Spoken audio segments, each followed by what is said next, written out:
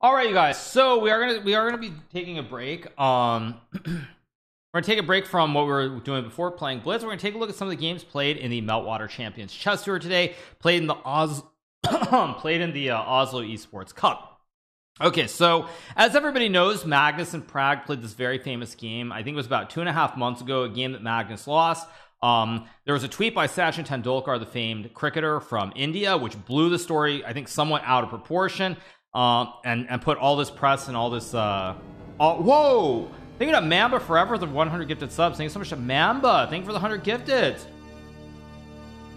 Sorry. So anyway, thank you for the 100 gifted subs from Mamba Forever. As I was saying, so the famous Indian cricketer Sachin Tendulkar tweeted about, of course, the story took on a life of its own, and everybody talked about Praggnanandhaa as though he was the second coming of Buddha himself. Anyway, obviously Praggnanandhaa, very young player, he's been improving quite a bit, but I do think it was a little bit too much. All right, so let's start with the game. So e4 played on move 1, c5 played here, knight f3 by Magnus.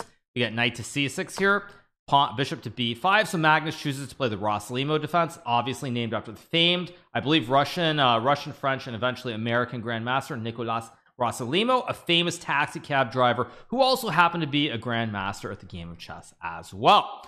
Okay, so we get g6 played here, castles, bishop to g7.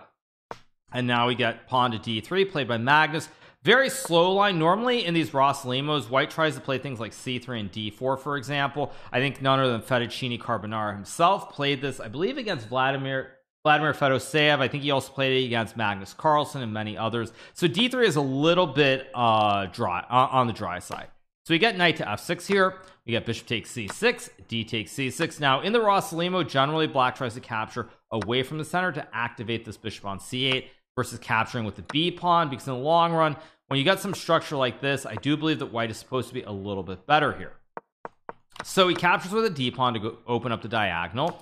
We get rook to e1 played here, castles played by Praggnanandhaa, pawn to h3 played by Magnus. Logical move stops this bishop g4 idea, and the game goes on. Queen c7, e5 played here. Now, one thing that I remember from my time of studying this and playing this line, when I was looking at this maybe a couple of weeks ago, is that normally what black tries to do in these positions is black tries to get the pawn to e5. So for example, in a position like rook e1, I think this move knight d7, it might not be the best move here, but normally black tries to play e5 here. And the point being that when black gets e5, you close the center here, you get this nice little grip on the d4 square. You also potentially can castle and play for f5 as well. So normally in this position, black tries to play for e5. So I think this idea that Pragg goes for is a little bit dubious. We got pawn to e5 here. Now again, Magnus understanding that if he doesn't do that, let's say he plays knight c3 here, black plays pawn to e5 and takes the whole center. So e5 is played, knight to d5, knight bd2. Now we get knight to f4.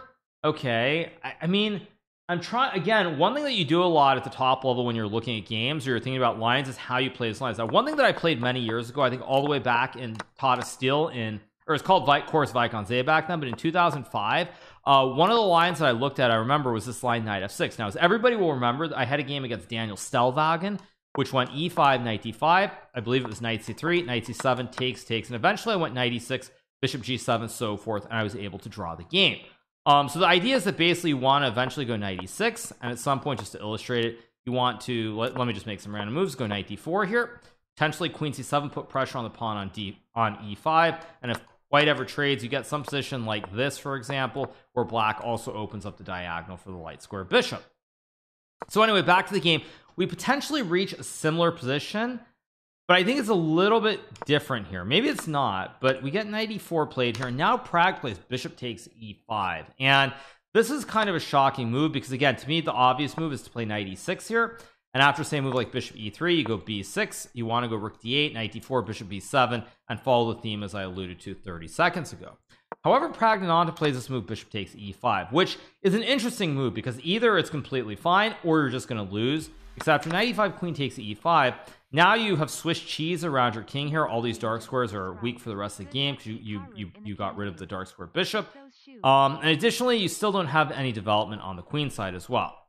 So you get knight to c3 played here, queen to c7, Magnus trades and he goes rook takes e7, and now bishop takes h3. Nice move by Praggnanandhaa. The idea being that if white plays g takes h3, thinking that white wins a piece, you have queen g5 with a double attack. You attack the king and the rook at the same time, and after the king moves queen e7, black is winning. So Magnus goes rook b7 here. Praggnanandhaa plays bishop c8, and I have a feeling this is trending towards a typical Magnus game, because now what we have here is we have even material, but black has these double stacked pawns on c6 and c5 and no pawns around to protect them, so these are double stacked isolated pawns as well, which makes me think this is headed for some kind of magical endgame where Magnus probably is going to convert. So we get bishop e6, queen to c1, queen h4. Of course black cannot trade the queens because, as I said before, you have the double stack. Computer says c4, maybe black is okay, but again, after takes b3 here, knight e4, knight c5, feels like white should be better. You've got a 3-on-2 on the queen side, and these two pawns are both very soft on c6 and a7 here. So we get queen to h4, rook to c7, logical move, targeting the pawn on c6, c4 played by Praggnanandhaa, and now Magnus takes. Queen takes c4, and he goes queen e3. And this is one of the things that I would say Magnus really excels in, is even without looking at the rest of the game, I can already tell more or less what's going to happen here, which is we reach a position where white is very marginally better, but there are some serious problems. You have weak pawns on a7 and c6. Another important factor about this position, and this is sort of one thing that Fabiano himself alluded to in the past when he played Magnus in the match, is white has this thing called king safety. The white king here is extremely safe with the pawns on f2 and g2. Black king is not safe. You have the two weaknesses, and so this looks like a typical Magnus Supreme. So we get bishop d5, knight takes d5, queen takes d5, and now rook a7, and just like that, Magnus is up a pawn, and most importantly is a 3-on-1 on the queen side, so as long as nothing happens on the king side, he's going to win here. Now probably better, if I just look at this without looking closely, is something like a5 maybe, but even after a5, knight e4, you feel a little bit scared because, again, the dark squares are very weak around this king. There's knight f6, like as an example, say rook b8, checking queen e5. Suddenly you're getting fossilized every which way here, almost like the people of Pompeii. So it's really bad. So it's kind of hard to play that move. I guess computer says what, you can go bishop f5 here, which is maybe a move to put pressure on the pawn on c2, but again, not so easy to play. So we get bishop d5 played here. Knight takes d5, queen takes d5, rook takes a7, and now rook e8. Too soon? Too soon? Come on, you guys, chill out. Chill out. So we get rook a e8, rook to e7 played here. And now we get rook takes e7, queen e7, and queen to d4 is played by Praggnanandhaa here. Again, at this point already, it's very hard to play. Ban incoming for what? For what, you guys? I made a joke. Chill out. Ban for what? Although I actually used the wrong word. That's not actually the right word. But anyway, relax, you guys. So we get queen e7, queen d4. c3 is played here by Magnus. Queen to d2. And now Magnus goes queen b7. Very nice move, by the way. As you see here, white has this thing called king safety. And additionally, white can just push this a-pawn all the way up the board and make a new queen here. So it should be winning for white. So we get rook to e8. Queen takes c6. I mean, maybe a4 works, but actually, as I look at this, if you play a4, there might be some tricks. Like, there might actually be some right triangles in here. There might be some... I think you actually have a right triangle, and you also have a square here. Because now after king g1, it's a draw. And if g3, I go check. If here, I go check. And again, I have the right triangle. So because of the right triangle here... This is actually still a draw. So of course Magnus, realizing that it's 90 degrees, does not fall for this. Instead, he plays the move queen takes c6. And now what you'll notice here is now after rook e1, trade king h2. If black plays queen to e5, you go g3, queen h5, king g2, and now the queen covers the critical d5 square, and it covers every check on the diagonal towards the white king, so white would be winning. So you get queen takes f2. Magnus plays queen e8. And one thing that, by the way, I will also add that's very frustrating is that this position, you feel like white's probably winning, but you feel like you should have some counterplay or some chances here. So king g7, queen to e5, and now we get f6, queen e7, king to h6 played by Prag. Idea again that you still want to keep these checks alive on h4 and f4. This also a mini right triangle, and the king doesn't really have any pawns around it for protection. So it's a little bit tricky. So we get b4 being played here. Now you get queen f4, king g1, check, king f2. Right idea by Magnus because now black cannot take on c3 because you have queen e3 check, forcing exchange of the queens, and your king is way too far away from the pawn. It cannot get back in time. Pawn just goes straight up the board, and you lose by one tempo, and that's all she wrote. So instead, queen d2, queen e2, queen f4, queen f3, queen d2, and now you get king g3. Very nice technique by Magnus here as well, because now after queen g5 check, you go king h3, and again the queen covers both checks on f5 and h5, and white is winning. So we get king g7, pawn to a4, now we get check, and now Magnus probably does a ziggy-zaggy here, and eventually he's going to find a way to win. Actually, it's interesting, it's worth noting, is a4 the best move here? Because it feels like giving up the c pawn maybe is unnecessary, but maybe it doesn't matter. Hard to judge.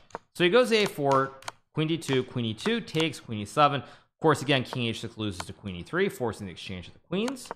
King g8, a5. And one thing that's very important about these queen upon endgames specifically, I would say, is that in queen upon endgames, there's only one thing that really matters, which is pass pawns. If you can get pass pawns going up the board, nothing else really matters. So even though black is a 3 versus 1 on the king side, if one of these pawns gets to a7 or b7, white will win this game. So in queen upon endgames, if you do have pass pawns, you have to try and rush them up the board as fast as possible. So you get queen d2, king g3, g5, queen takes f6. Now g5 is a nasty little trick, and now if a6 is played here after queen f4 check, king h3, queen h4, Magnus would have lost the game. We would have gotten more tweets, more praise for Pragg, and the world would have exploded again. Instead, Magnus here, unlike in his match against Pragg before, or unlike his games against Le Quang Lam just the other day, does not mouse slip here. He's very serious, and he plays queen takes f6. So queen takes f6, queen e1 check, we get queen f2, queen b4, and again, somehow, I have to be honest, I feel like Magnus has misplayed this. Just looking through this, if I go back to this position, somehow I feel like this is winning. Now, I'm not sure what the right technique is, but to go from this position on move 39 to what we have here in this position, I mean, I find it hard to believe that this is actually winning for white. So you get queen f5, queen e1, king g4, because now it's actually 2 versus 2 on the king, 2 versus 2, both sides of 2 pawns, and I suspect this should be a draw somehow. So we get queen b4, king g5, check. Again, Praggnanandhaa clearly showing that he studies his maths, creates the right triangle. King h5, queen d6. You cannot take the pawn, however, because now again I go queen g4 check, and once again your king is way too far away from the a pawn, and I make a queen. So queen d6 is played here. Now we get pawn to g3. Interesting choice by Magnus. The idea, of course, obviously it's a poison pawn. Same thing, queen g4 check. So queen c6 is played here. Now I guess the main idea is that you want to stop this queen h2 check, hitting both the king and the pawn. So it cuts off the diagonal, and you no longer have the check. Queen c6, king g5, king g7, check, queen f4. Magnus probably does a little bit of tickle here, and finally plays queen b6. And now after queen d5, king f6, great coordination here. No checks for black. The queen can't go to d8 or d4. And as I said before, pass pawn. It's all about the pass pawns in queen upon endgames. That's all that really matters. So queen f3 is played, king to e7, queen a3, queen to d6, queen f3. If you go queen takes a5, you have wait, where's the checkmate? Give me 1 second. Check king h5. So wait, check here is not mate. Oh, you have queen e6 check, queen e6, and now when the king goes to either h8 or g7, you go queen f6 check, back and mate. Very dirty by Magnus, very dirty.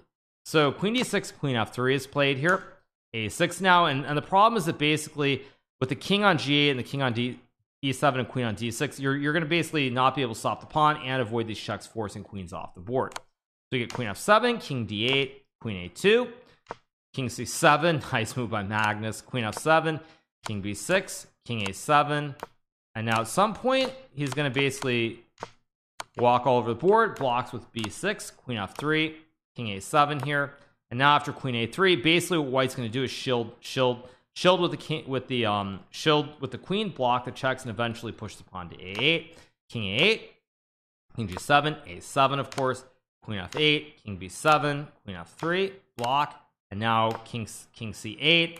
And here Praggnanandhaa resigns in view of the fact that white will be creating a second queen. And now the only check is on g8, because of course e6 here is covered by the queen. You have no checks on the c file, and if you go queen g8 check, now I go king c7. I'm gonna make a queen, and if the only check is on f7, I just block, force the queens off the board, and then I make a new queen, and the game is over. Very, very nice finish by Magnus from this endgame once he got to the 2 versus 1. Definitely a little bit imprecise earlier. I'm not sure what the easiest way to win was, but it felt like Pragg maybe had some drawing chances. once we reach this starting, maybe right here. I feel like with perfect play somehow this must be a draw. I'm not sure exactly how it's a draw, but I feel like with perfect play this should be a draw. Anyway, Magnus wins the first game, takes a 1-0 lead. So let's move on to the second game. All right, game number 2. D4 is what we get. Knight to F6, C4, E6, knight to F3 played by Praggnanandhaa. We get D5, knight C3, and now Magnus plays C5 here. We get the 3 knights, semi-terrish or semi-trash defense here. Pawn takes, queen takes, pawn takes, bishop G5. Now, in the past, many people have played E4. I think there were a bunch of games between Vidit and Magnus. Also, I think like Shaq and Duda. Many games featuring this setup where white goes bishop G5, castles, knight E4, etc., etc. And it leads to a long endgame. My guess is that Praggnanandhaa here, he felt like he didn't want to go into that long endgame, and he figured he'd try to play a different variation. So he goes bishop G5. Is the semi-trash defense better than the trash defense? They're both playable. Actually, there are a couple of them, but yeah, I would say that generally Dubov and a few others like to just play trash. Magnus and others they play semi-trash, but objectively, I think playing semi-trash is better. So we get bishop G5, bishop E7 played here.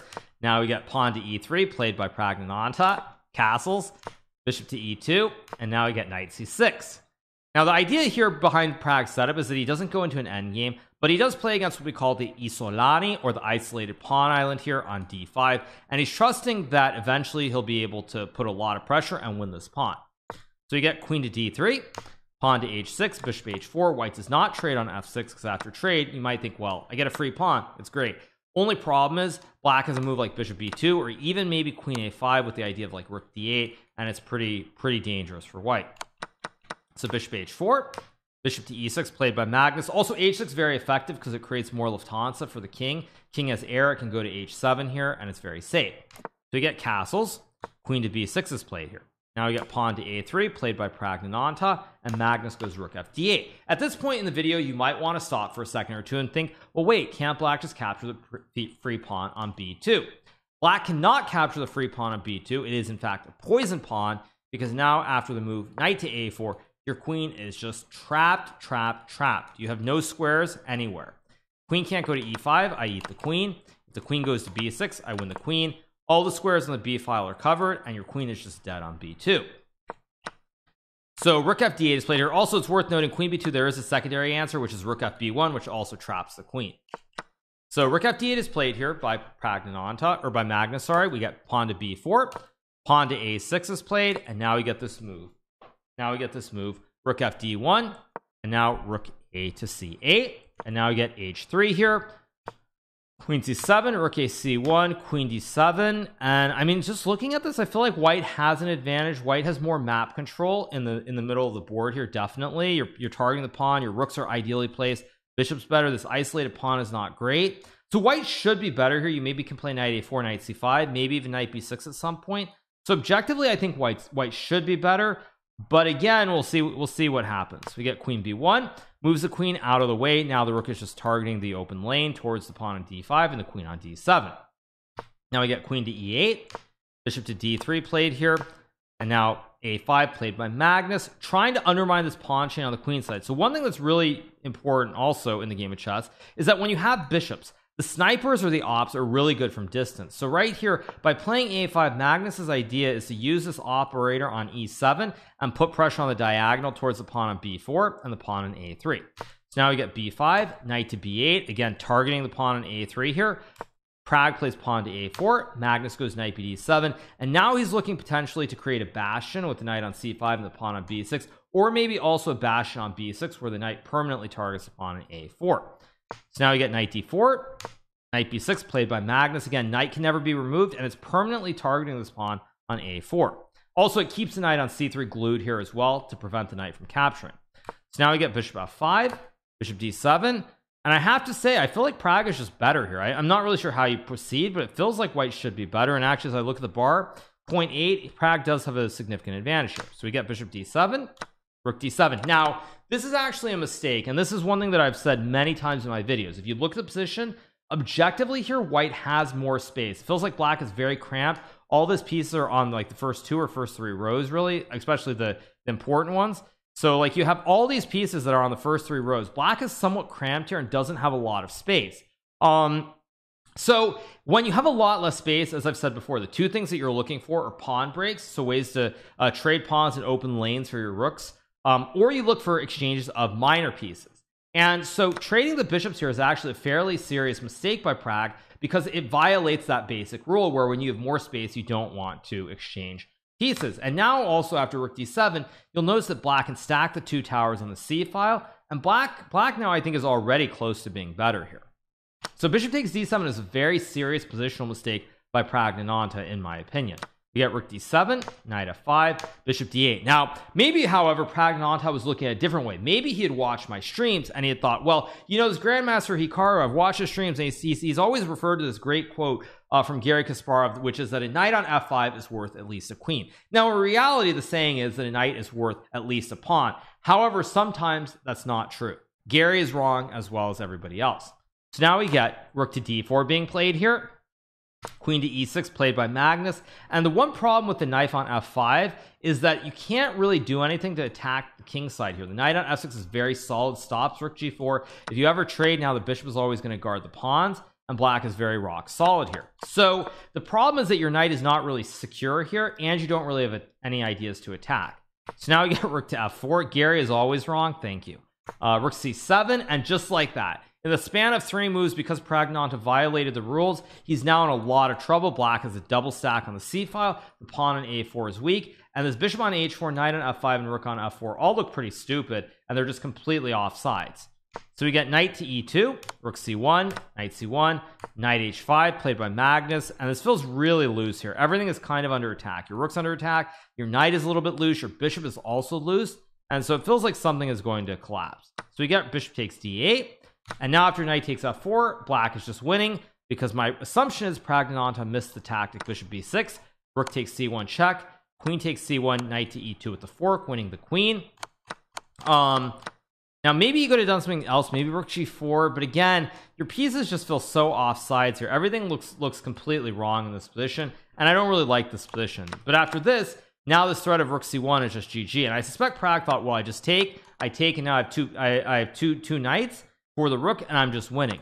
But again, rook takes c1, and you just resign the game after knight e2. Oh, maybe he also saw queen b6, knight e7, this same fork for white. But again, game is over. So yeah. Okay, so what do we got? We got knight takes f4, knight d4 is played here, and now we get queen e4, and what to say, game is over. White has to trade the queens or else you get checkmated on g2. And of course for Magnus, naturally having a knife on f4 works out perfectly, unlike Praggnanandhaa having a knife on f5. So he missed knight e7, queen e7. Oh, this one, knight e7. Oh, there's also this one. Yeah, there's this one, right? There's this one too, which works. So he goes here, queen e4 trades, black takes, bishop b6, rook c1, king h2, knight d5, and now black has a rook and a knight for a bishop and a knight, and you just lose. Takes, rook a1, bishop d8, rook a4, knight f5, b6, knight d6, f6, and here Pragg just resigns. Black will eventually win the pawn on b5, or maybe actually just win your bishop on d8, which is kind of stuck here, no squares, knight covers everything. Very, very unfortunate for Praggnanandhaa. I thought he played a good game, but again, at the critical moment, he released attention too soon, violated the basic rule, which is when you have more space, you don't trade pieces. And because of that, he ends up losing the game. Can I close the curtains? Give me 1 second.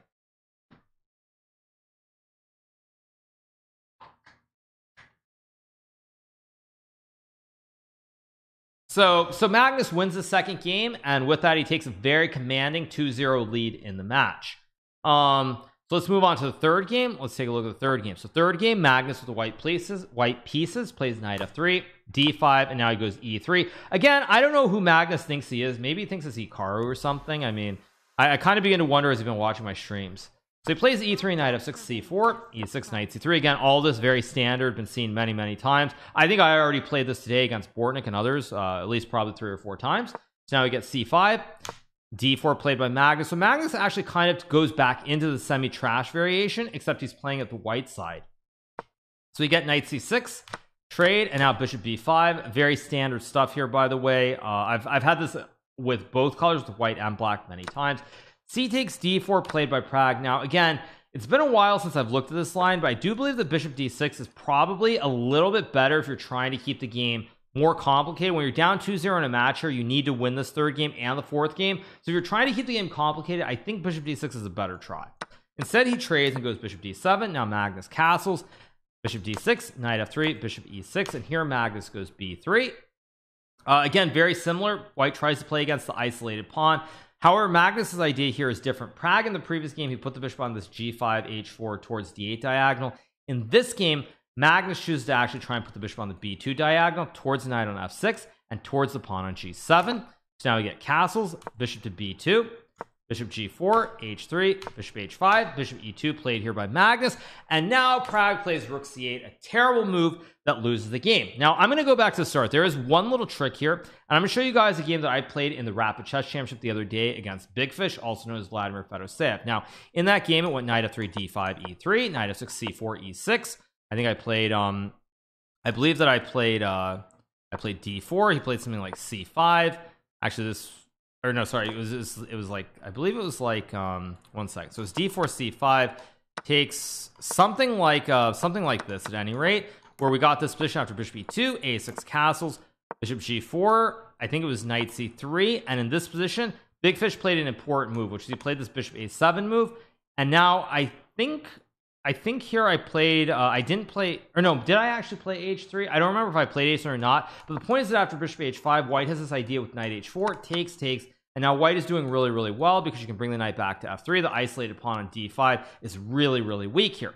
So to contrast that with the Magnus game, this is a well-known trap that when you get to this position, and actually I'll show you another example too with the colors reversed. So there's another example which I can show you, which is, let's just go into the let's go back into the Nimzo Indian here. How does the line go? So wait a second, how does this go?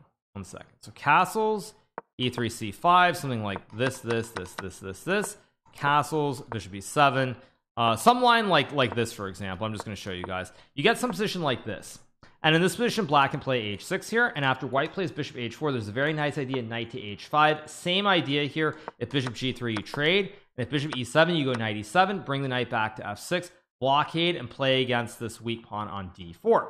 So back to the game. This is a well-known trap, and now I'll flip the board.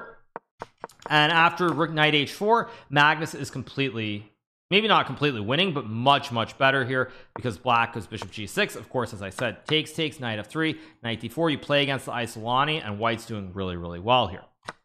So we get bishop g6, takes, knight b5 played by Magnus, bishop b8, bishop f3, putting more pressure on the isolated pawn. You also kind of have an x here, and there's even knight d4. So we get a6. This is some sort of super GM positional trap. Yeah, it's a positional trap that all super GMs know. Knight d4, so Magnus blockades the isolated pawn. Rook d8, is this a new idea? No, it's not a new idea, not at all. It's not a new idea whatsoever. So we get knight takes c6, b takes c6. But again, you guys, to illustrate the reason that you should play a lot of different openings, if you know that variation, which is the Karpov variation of the Nimzo Indian, there are lines where you get that knight h5 move and black is fine. So if you've played that a bit, then you can transpose it around and look at it when it's a completely different opening, but the same positional setup. So that's why you do want to play a lot of different openings if you're trying to be like be a top grandmaster. So we get queen d3 here, a5 played by Pragg. Now again, Pragg no longer has the isolated pawn. His pawns are connected, but they are kind of soft here. The pawn at a5 is weak. White can put pressure. White can maybe double stack here. Diagonal isn't pleasant either, so it should be really good for Magnus. So he goes rook c1, knight e4, bishop takes e4. Nice. I actually will say nice move by Magnus, because here it maybe is not the absolute best move, but the ideas were like queen d6 and queen c7 to create the battery and the checkmate ideas, and maybe even a sack. Like for example, say you get this and maybe a sack idea. I know it doesn't work in this specific position, but a sack like this, the ideas are kind of lurking there. And Magnus, to his credit, he just decides, I'm just going to trade off, and probably it's not that big of a deal, but you're never going to get mated in this position either. So you get rook c2, rook h4. The heck is rook h4? I don't understand rook h4 at all here. I mean, I assume you have to go like queen c7, g3, and you take your worst position here. White's going to do the double stack, and maybe c6 is weak. But rook h4, don't you just go rook c? Yeah, you just go rook c1 and Now after queen d6, I mean king f1's move, I think even f4 here maybe is playable, because your rook is just completely off sides now. Your rook is just sitting on the side of the board doing nothing whatsoever, so suspicious at best. So we get king f1, which also I think is completely fine. Rook h5, queen a6, and now the game is over because of course Magnus creates the right triangle again, and you're going to lose the pawn on c6 because of the double stack and the queen on a6 hitting both the rook on c8 and the pawn on c6. Rook f8, rook c6, queen h2, desperado time. Try to bring the queen in, hope that a queen can checkmate the king even without any support. Rook c8, bishop d6, you trade. Rook c8, of course. Rook f5. Now of course you're just pinned here, so you're going to lose the game. You get rook f5, rook f8, king f8, queen c8, king e7, and now there's probably some way to win. Bishop a3, king f6, queen d8, and yeah, you're getting checkmate. If you go king e6 here, I go queen e7 mate. You go king e5, I also go queen e7 checkmate. You lose no matter what. Brutal finish to this game. But what can you say? Praggnanandhaa, obviously, I think that game where he beat Magnus before definitely got under Magnus' skin, and I think Magnus was definitely out for blood today, and he really showed his clear superiority pretty much in all positions. He showed superiority in this isolated pawn. I mean, he won that second game with the black pieces where he had the isolated pawn. He wins the third game in clean style with white with the isolated pawn. First game shows better understanding of that late middle game into the end game. So I mean, what can you say? But just a very clean victory for Magnus, and I think, you know, it's important to take stock of that, and hopefully for Pragg, they'll learn from this and come back better. But it feels very much to me like Magnus was in message sending mode. He was like, you know what, I'm just gonna crush him, give him no hope, and break his will. That's what this match felt like when I look at these three games. So let's take a look at this video. We also have a video. What is this video? Let's change the scene. What is this video? Match because of all eyes were on this match because of Praggnanandhaa's performance so far in the tournament. Were you feeling some sort of extra determination to show who is best? Yeah, I want to win the tournament, but I am the best. I mean, I don't have any doubt about that. Is Magnus sick, by the way? Is Magnus sick? He sounds really like congested or something. I mean, he sounds really sick actually. You gotta prove it when you play. So clearly for the tournament, this is very important. All eyes were on this match because of Praggnanandhaa's. But he says he's the best. Yeah, I mean, he definitely was proving things. But yeah, no, he crushed Pragg. What to say? Very impressive. So far in the tournament, were you sick from being the best? Yeah, extra determination to show who is best. Yeah, I want to win the tournament, but I am the best. I mean, I don't have any doubt about that. But I mean, you gotta prove it when you play. So clearly for the tournament, this is very important. Yeah, no, it's a good clip. No, I mean, it's a good clip. It is what it is. Yeah, so a very impressive win for Magnus. I haven't looked at the standings. I mean, I guess I can take a look at what the standings are, but I think Magnus is again tied for the lead with 3 match victories, and he's probably going to probably roll and win the event. But yeah, I mean, again, like I said before, I think it's definitely for Praggnanandhaa. Take a step back, try to figure out what went wrong and come back better, because this was a drubbing. Like, this was a pretty brutal match without a doubt. Absolutely brutal. So Pragg's not going to